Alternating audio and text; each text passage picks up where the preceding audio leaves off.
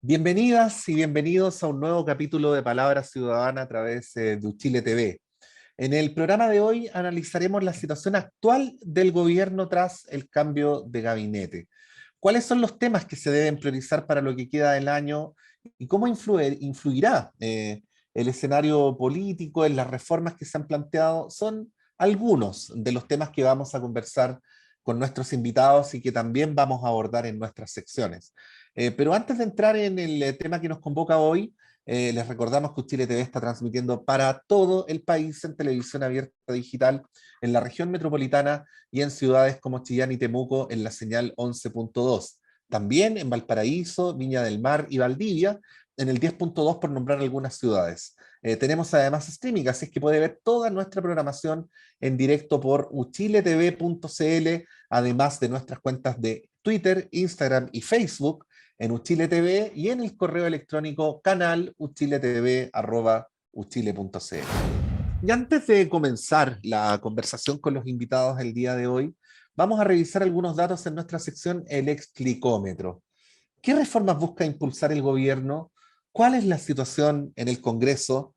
¿Cuándo comenzarán a tramitarse estos proyectos de ley? Bueno, son algunas de las preguntas que responderá a partir de ahora la periodista Judith Herrera en la siguiente cápsula.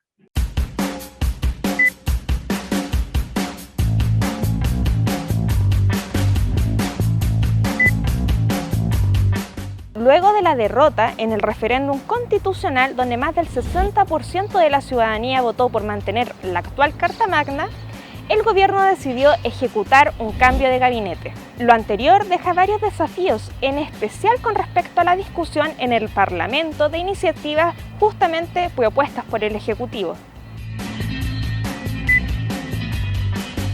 Los cambios se realizaron en 6 carteras: Interior, Sexpress, Salud, Energía, Ciencia y Desarrollo Social. Los mensajes de ley que se convierten en desafíos para los nuevos gabinetes y en general el gobierno son, junto con la ley de presupuesto, la reforma de la salud y también la reforma al sistema de pensiones.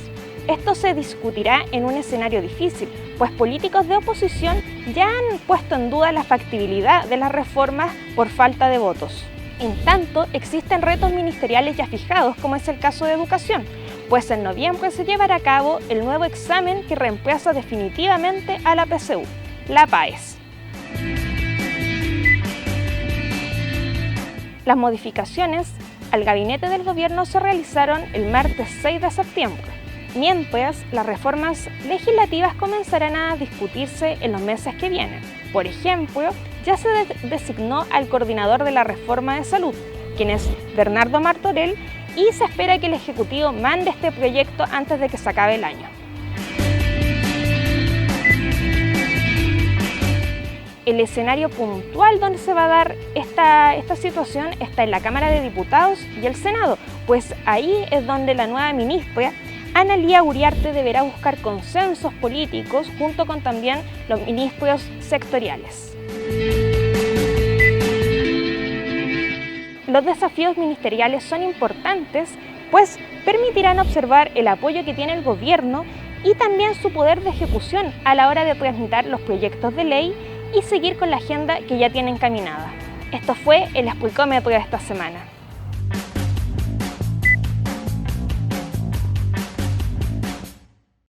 Bueno, y continuamos en este programa, el número 55, fíjense ustedes, de Palabra Ciudadana, en este viaje que hemos hecho por poder hacer dialogar y compartir con ustedes los grandes sucesos de nuestra sociedad, este momento histórico que estamos viviendo, por supuesto, como siempre, a través de Uchile TV. Y qué duda cabe que el plebiscito ha sido un remesón. Era una encrucijada histórica muy importante. El resultado ha sido sorpresivo, tanto para quienes se han sentido ganadores como para quienes se han sentido perdedores.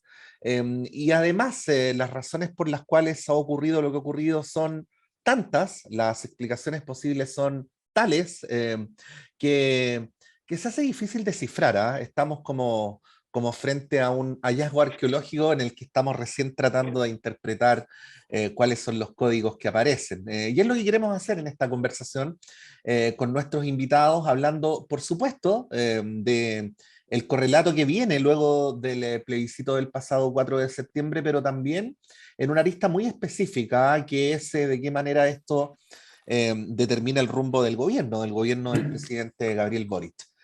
Queremos saludar a nuestros invitados, en primer lugar, al experto en historia política chilena, doctor en historia, académico del Instituto de Historia de la Pontificia Universidad Católica de Valparaíso, Raúl Burgos. Raúl, bienvenido, gracias por estar acá en Uchile TV para esta conversación.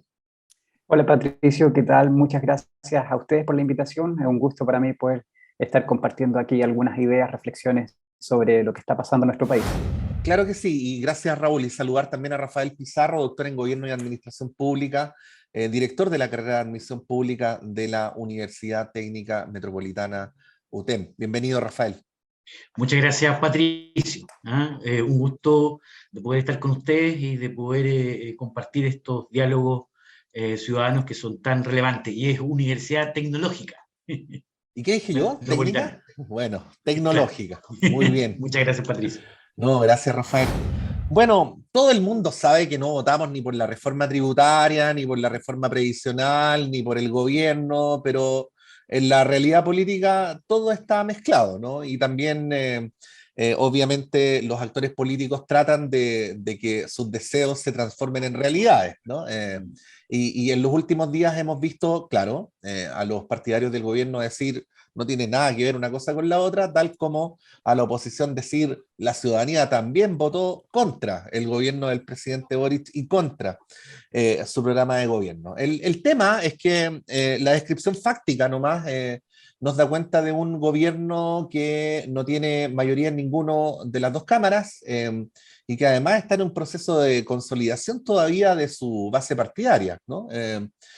Ahí, Raúl, la pregunta bien directa para partir. En estas circunstancias que son, yo diría, no las mejores, eso nadie lo podría negar, ¿qué posibilidades tiene un gobierno como este, además de cumplir un programa que comprometía reformas estructurales?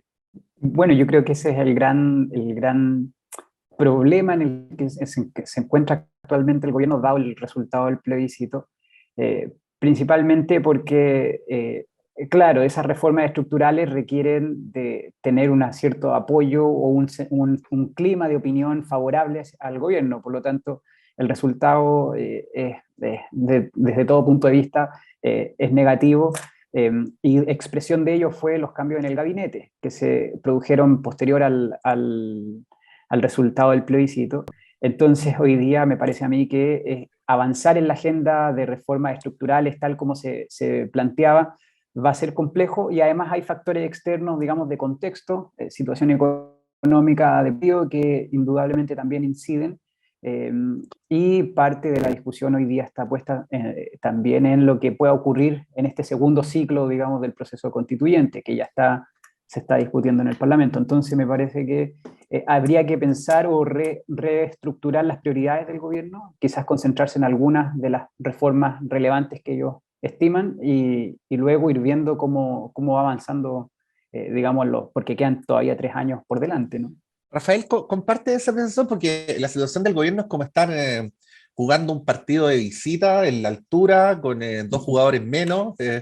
Bueno, y todas las analogías futbolísticas o otra índole que uno puede hacer para hablar de una situación desventajosa, ¿no? Sí, sí, creo que el resultado para el gobierno no es provechoso, ¿no? Claramente, si uno quisiera hacer una metáfora, la verdad que la gravedad, ya en términos de la inclinación, ¿cierto?, de lo que va a ser el gobierno hubiese sido muy positiva, ya se hubiese ganado la apruebo, ¿ya?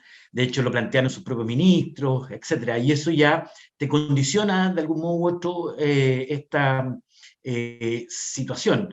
Ahora, con el triunfo o el rechazo, que además yo creo que son 2 cosas, ¿no? El triunfo o el rechazo, pero además la magnitud del triunfo, ¿ya? Que son dos dimensiones complementarias, pero distintas, que requieren análisis diferenciado.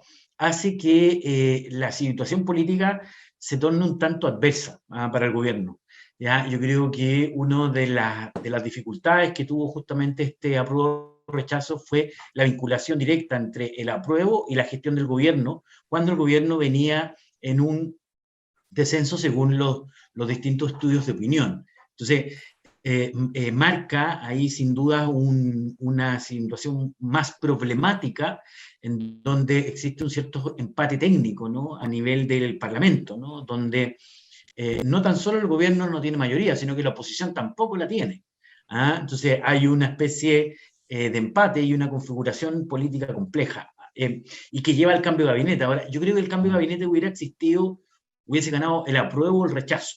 Ahora, la magnitud del mismo y los enroques hubiesen sido distintos. Yo creo que con un triunfo del apruebo probablemente la ex ministra del Interior, Isquia Siches, se hubiese mantenido en el gabinete, en alguno de los espacios, no Salud probablemente, ¿ya? Y hubiese sido menos traumático de esa lógica, porque además creo yo que en una condición de apruebo, el gabinete también tiene que haber sido distinto, ¿no? Porque los énfasis hubiesen sido diferentes, ¿no? La implementación de la Constitución, etc. Ahora, con el resultado, ya con el triunfo del rechazo y la magnitud del mismo, requería un cambio mucho mayor y por eso la incorporación de sectores que no están directamente vinculados ya con el gobierno, como el caso de Carolina Toá, que representa más bien el laguismo, ¿ya? O un centrismo mucho, mucho mayor, ¿ya? Y eso te llevó justamente después del resultado a poder establecer estas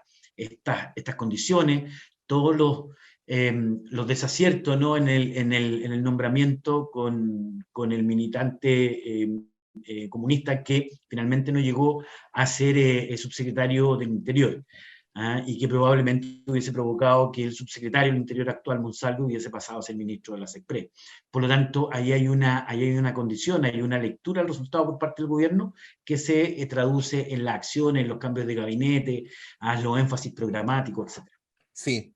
Bueno, esta encrucijada del post-plebiscito nos abre escenarios, ¿no? Tú, Raúl, decías que el gobierno debería concentrarse en algunas reformas específicas y buscar los acuerdos necesarios.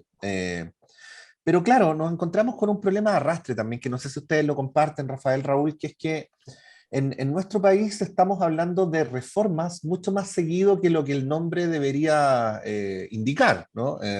Entonces, en todos los gobiernos hay reforma tributaria, en todos los gobiernos hay reforma previsional, y bueno, creo recordar que antes las reformas ocurrían cada más tiempo, ¿no?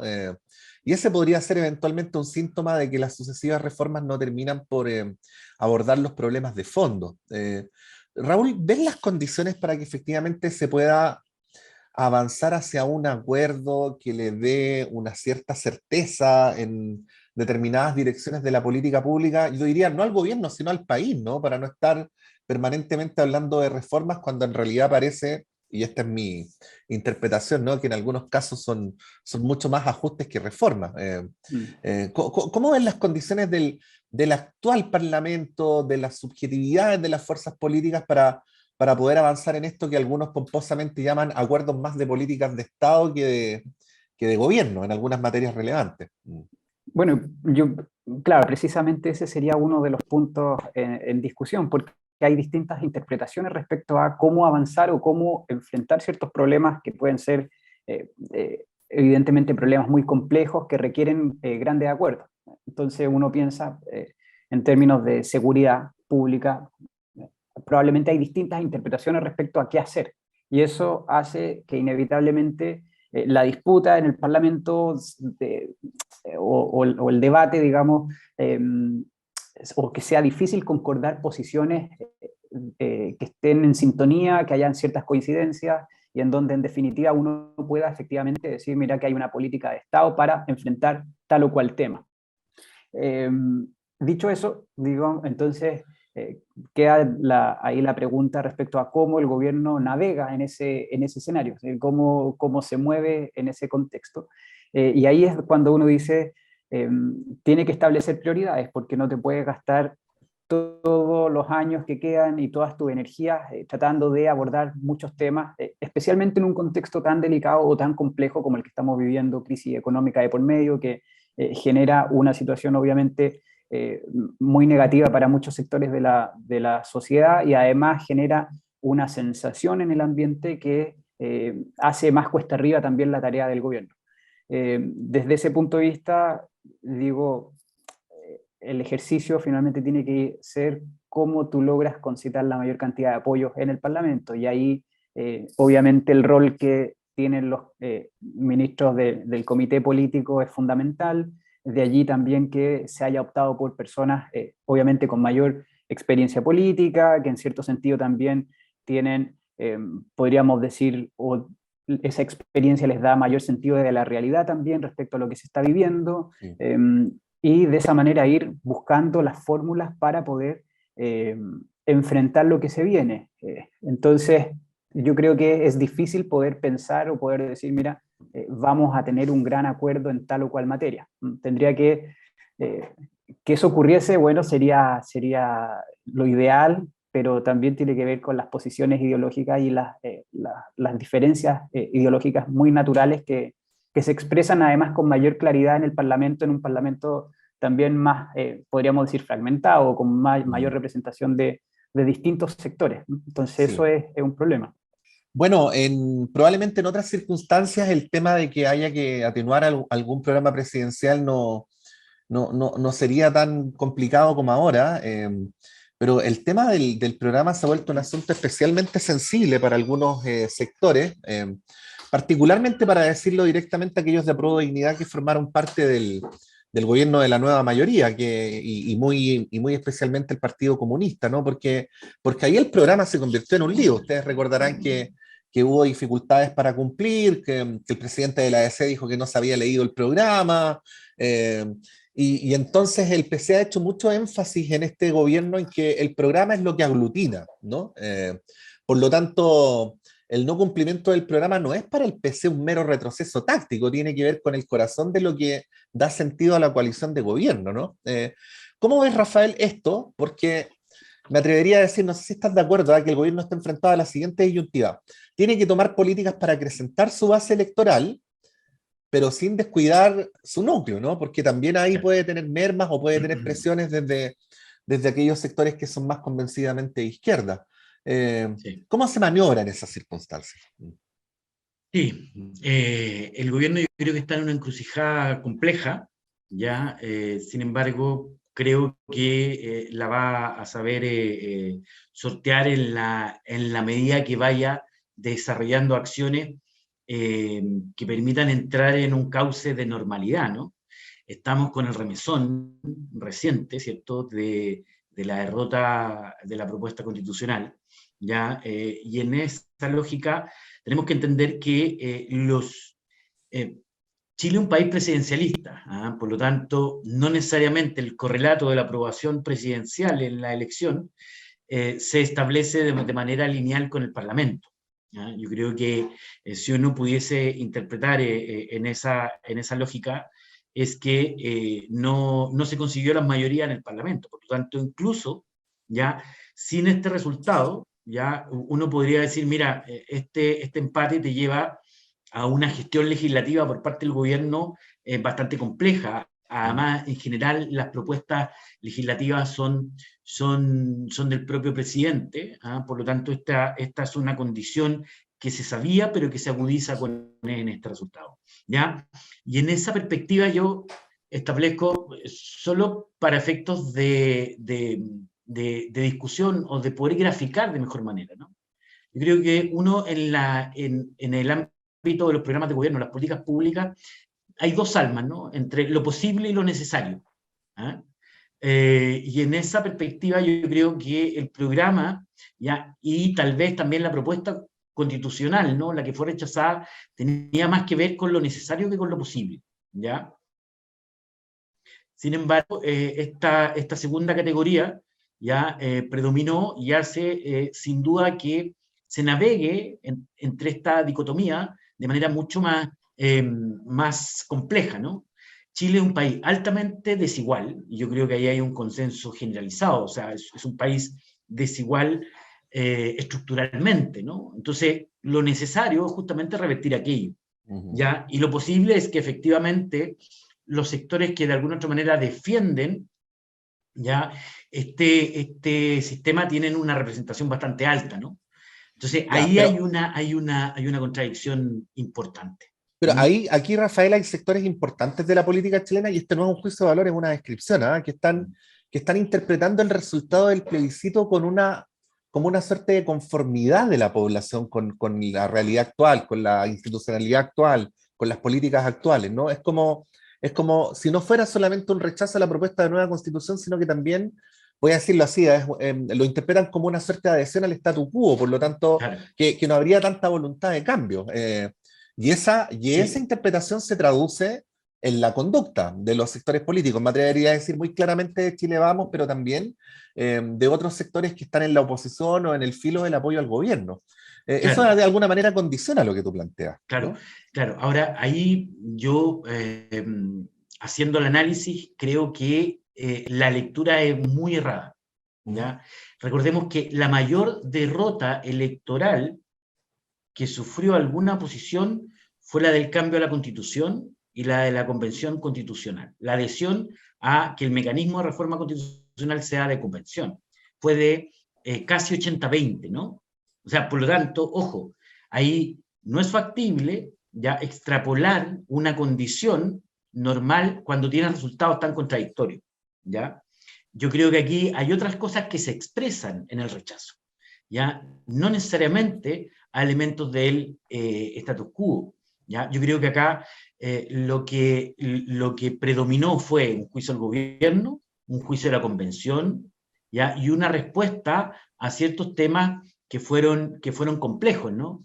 La plurinacionalidad, ¿cierto? El tema de, de la de la propiedad de los fondos previsionales, etcétera. Yo creo que ahí yo más bien haría una lectura situacional más que una conducta cultural conservadora de los chilenos, Ujú. ¿ya? Además, en una elección que después de casi 10 años se hace en un marco de voto voluntario. Por lo tanto, creo que ahí están errando ya esa lectura a ciertos sectores conservadores.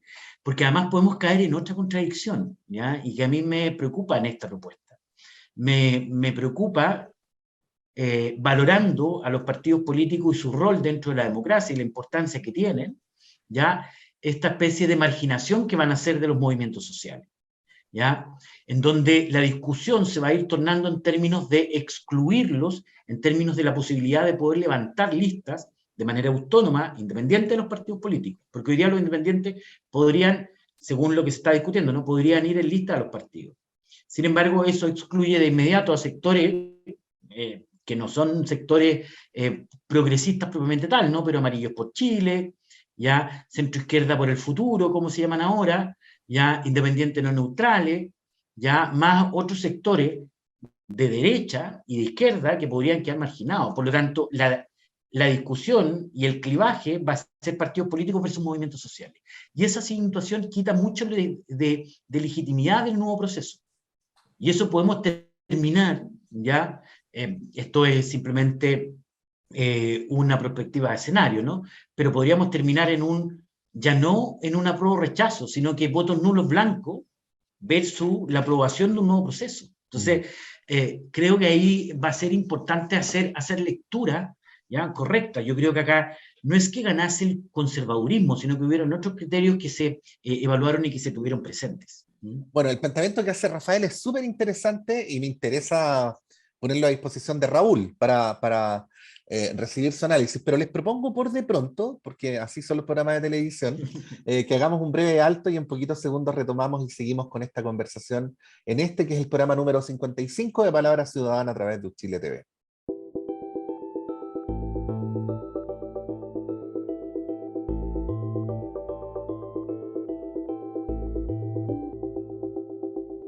Continuamos en Palabra Ciudadana a través de las pantallas de Chile TV en este programa donde estamos viendo cuáles son las consecuencias del plebiscito en el actual gobierno que lleva poquito tiempo, 6 meses, pero han pasado tantas cosas en el camino que a uno le daría la impresión de que ha pasado más. Tenemos un gobierno que está enfrentando un segundo tiempo que es repentino. Ustedes recordarán, Rafael, Raúl, que en general se ha hablado en los últimos años de los segundos tiempos de los gobiernos, pero por lo general no se ha hecho dentro del mismo año en el que asumió una administración. Por lo tanto, esta es una suerte de segundo tiempo temprano, ¿no? Y planteaba Rafael en el primer bloque, en Raúl, que la oposición no debería, o que el sistema no debería interpretar el resultado del plebiscito como una adhesión al statu quo, o en las palabras de Rafael, en clave conservadora, ¿no? ¿Cuál es tu mirada respecto a esto que decíamos al principio, ¿no? El modo en que las dirigencias políticas están decodificando este hallazgo, que es este resultado tan sorpresivo del plebiscito?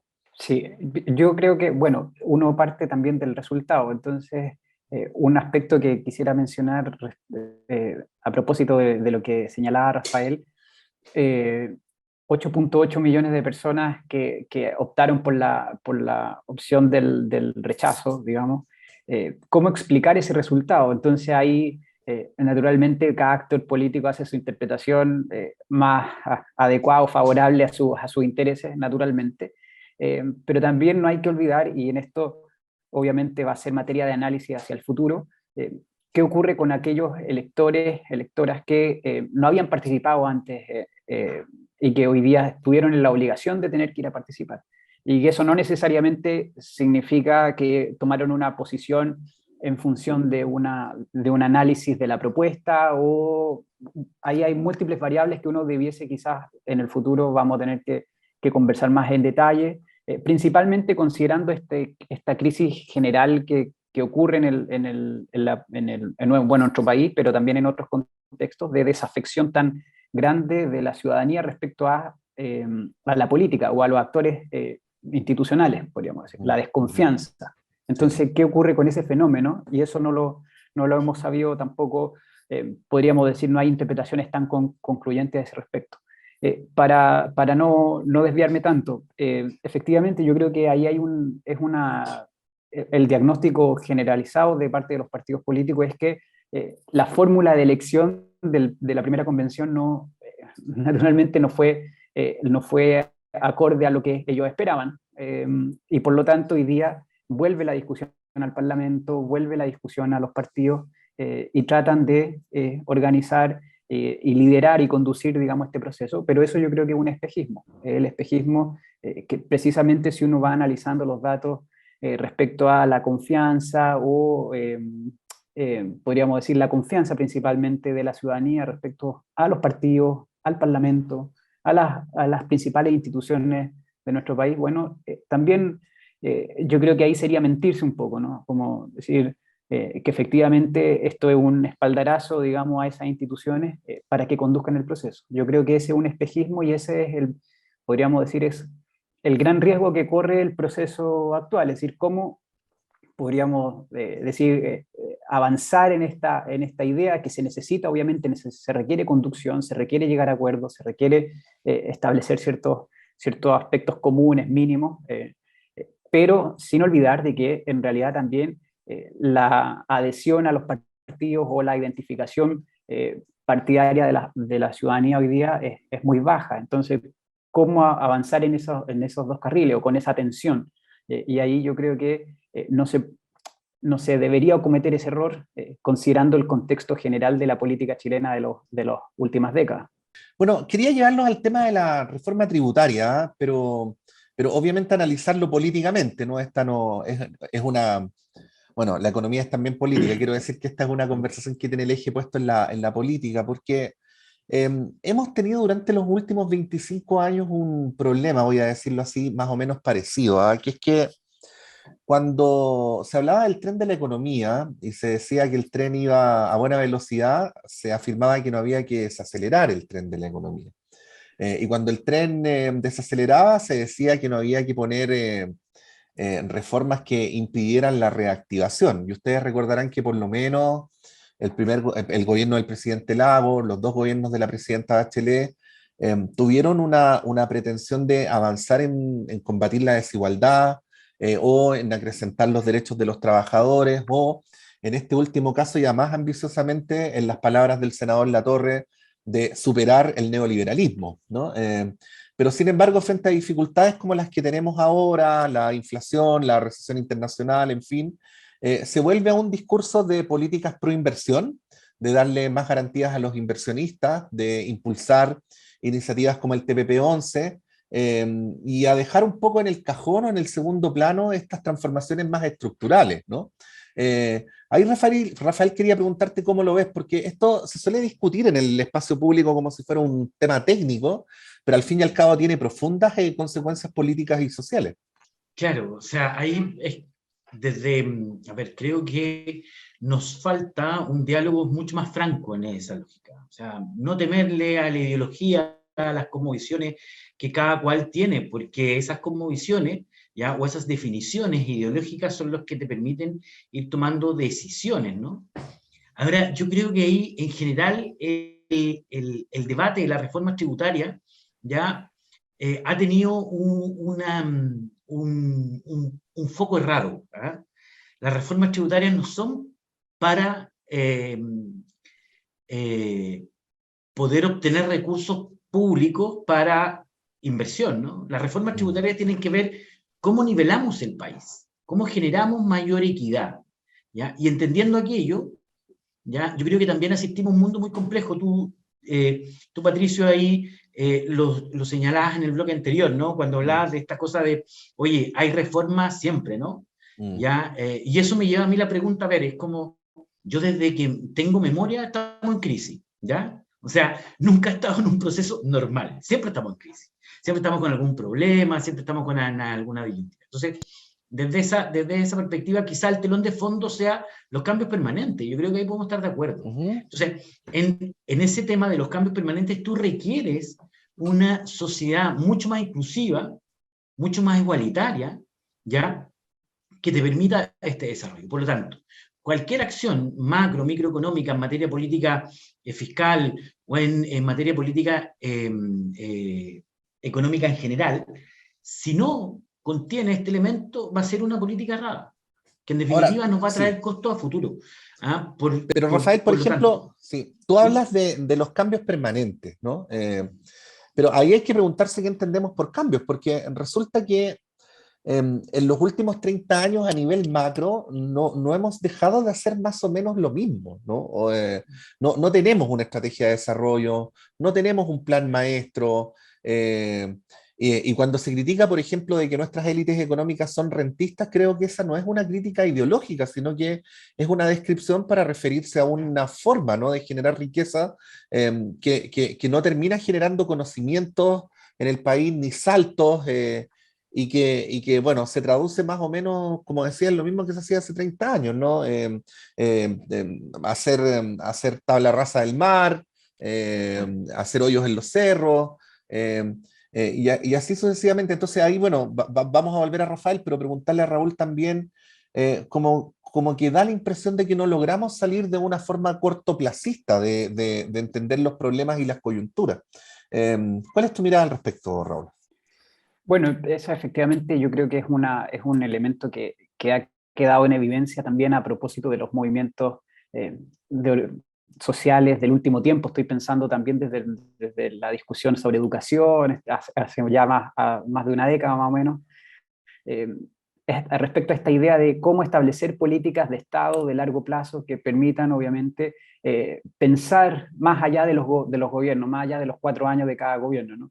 Y eso es un problema que está anidado principalmente en nuestras élites políticas que están en los espacios de poder, de toma de decisiones. Esa es la gran dificultad de cómo efectivamente se logra, a pesar de las diferencias ideológicas que son naturales y van a seguir existiendo siempre, cómo a pesar de esas diferencias somos capaces o son capaces de pensar en una estrategia de desarrollo del Estado de Chile en los distintos ámbitos que se requieren. Y eso hoy día pareciera ser más urgente por las condiciones ya descritas, que son obviamente muy complejas respecto a un periodo normal, y también pensando en este gran tema que tenemos, la emergencia climática, que es un tema que hoy día también está muy presente en la discusión pública y que requiere estas miradas de largo plazo.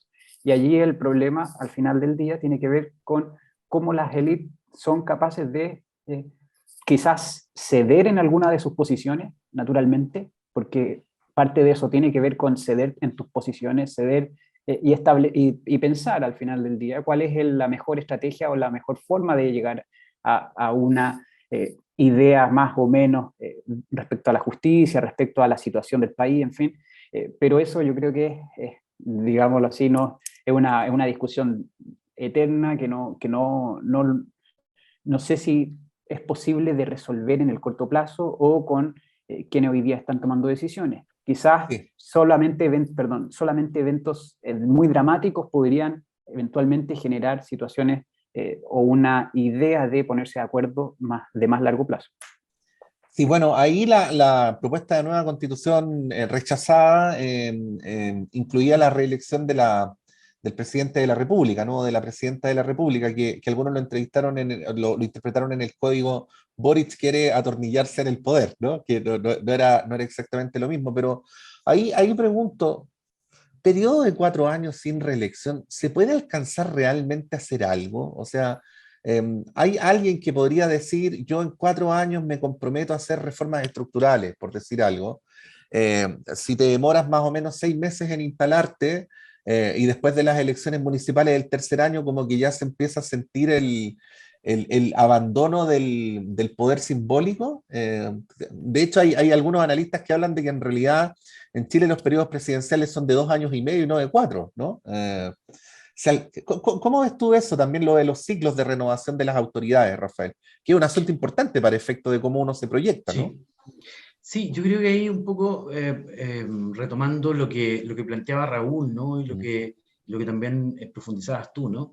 Yo creo que la nueva constitución de algún modo u otro recogía esta posibilidad de generar nuevos modelos de desarrollo, ¿ya? Entonces, y también recogía esta preocupación, ¿no? Que en definitiva 4 años con reelección. Ajá, ahora, Boric no lo iba a hacer, ¿no? Pero creo que ese elemento de la propuesta recogía justamente estas limitantes que tiene, ¿no? Desde la instalación, etcétera.